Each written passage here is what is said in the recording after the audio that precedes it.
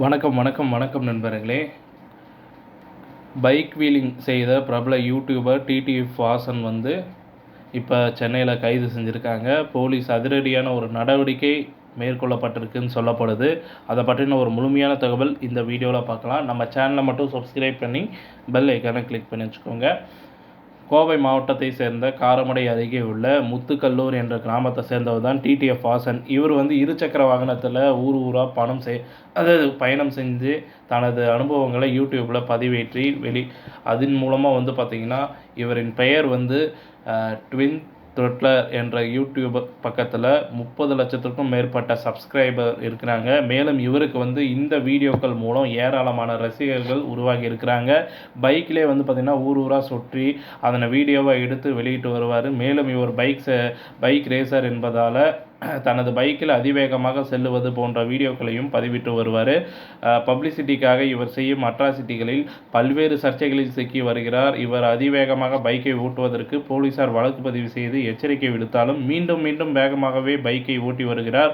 இவர் இப்படி பைக் ஓட்டுவதை பார்த்துவிட்டு இளைஞர்கள் பலரும் வேகமாக பைக் ஓட்டி விபத்தில் சிக்கி உயிரிழக்கிறாங்க.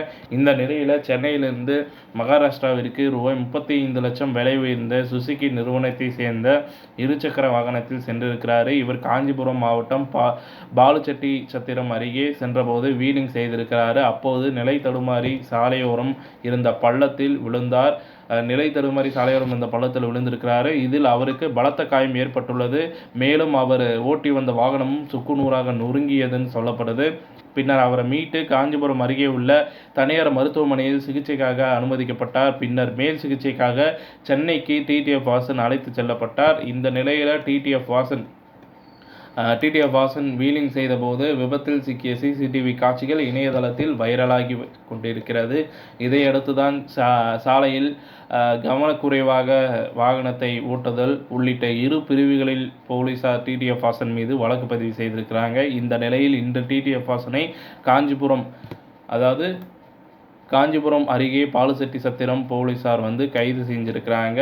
நேற்று விபத்தில் சிக்கி தனியார் மருத்துவமனையில் சிகிச்சை பெற்ற பின் சென்னையில் உள்ள நண்பர் வீட்டில் டிடிஎஃப் வாசன் பதுங்கியிருந்தார். இதையடுத்து காஞ்சிபுரம் பாலுச்செட்டி சத்திரம் போலீசார் இன்று அதிகாலை டிடிஎஃப் வாசனை கைது செய்தனர்.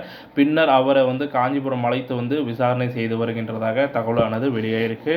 இத்துடன் இந்த செய்தி தகவல் முடிவடைகிறது. இந்த செய்தி தகவல் உங்களுக்கு பிடிச்சிருந்தா லைக் பண்ணுங்கள், ஷேர் பண்ணுங்கள், மறக்காம சேனலை சப்ஸ்கிரைப் பண்ணி பெல் ஐக்கானை கிளிக் பண்ணி வச்சுக்கோங்க. நன்றி, வணக்கம்.